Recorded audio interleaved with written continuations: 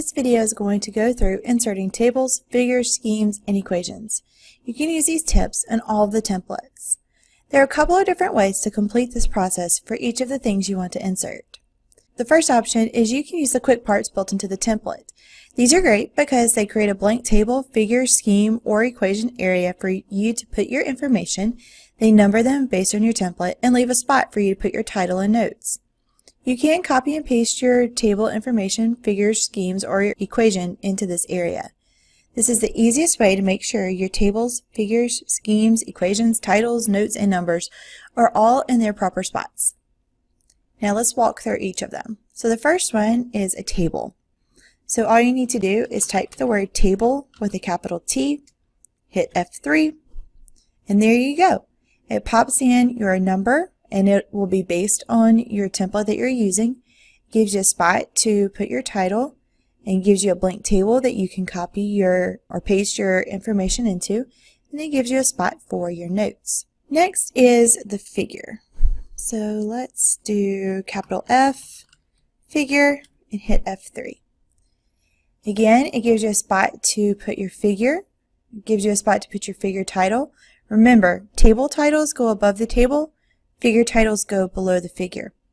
And then it also gives you a spot to put your figure notes.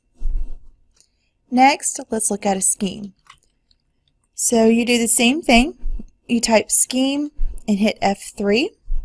It's exactly like the figure, except the scheme numbering system is, it has scheme and then it's numbered chapter and then the number of schemes in that chapter. But again, it gives you a spot to put your title and then also a place to put your notes. So the next one is for equation number. So you'll type the quick part, which is equation with a capital E, number with a lowercase n, hit F3, and then it pops up your spot for your equation. Once you've done this, if you have created equations in another program, you can copy and paste it into here. If you want to use the math language that's built into Word, you're free to do that as well. Whatever your choice is, that will work. Just make sure that you do not paste it as an image. If you do paste as an image, you will need to provide alternative text for that image. We do go over alternative text for figures, schemes, and equations in the ADA Web Accessibility video. So that's your first option, is using the quick parts. Your second option is if you've been working in a separate Word document and have built your tables, figures, schemes, or equations in that document, you do have the option of copying and pasting everything over into the template. You do need to make sure that your table titles are above the tables and figure and scheme titles are below the figures and schemes. Once you've copied the information to the template and made sure that your title's on the correct spots, you do need to make some connections to the styles. So the styles are very important, as we've discussed in previous videos. They tell your list of tables, list of figures, list of schemes what to populate. So you can bring down that styles pane by clicking right here, and it'll bring it down to this side. Okay, so let's say you want to copy and paste a table. So I've copied a table from another document, and I'm going to come in here and I'm going to paste it. There we go. So the first thing you need to do is make sure that your table title is connected to the table title style. So you will click inside your title that you have written, come over here to the styles pane and choose table title. What that styles pane does is it not only tells your list of tables that there's something there that you need to populate, but it also puts the correct spacing in between the paragraph above. It puts the correct spacing between the title and the table below, and it also puts the correct spacing between the table number and the title. So if you have self-numbered your tables, figures, or schemes, you need to make sure that you delete that numbering because it will populate in the title section on those lists. Finally, you need to make sure that your notes are connected to table notes. And that's what you do for tables. Now let's say that you wanted to copy and paste a figure. Alright, so I have copied a figure from another document. So we'll come in here,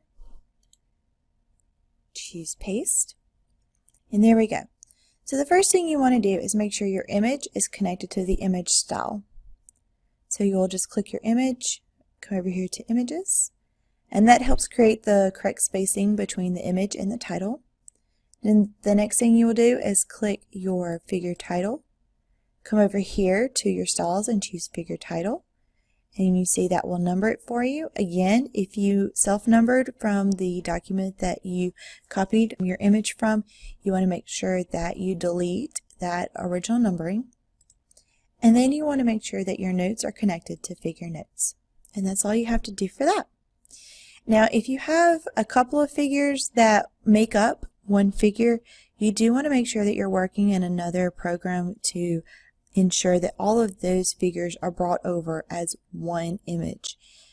In order to accomplish that, a lot of the time you will have to wrap the text around that image, and you can't do that because when you convert it to a PDF, the way that you convert it, it messes up your images a lot of the times.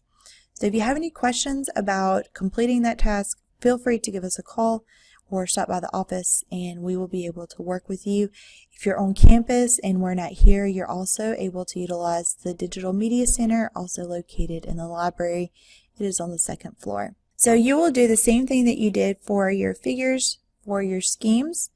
It's the exact same process. We want to make sure that everything is in its place and that it's connected to the correct styles. Please refer to the standards for specifics of how your title should look.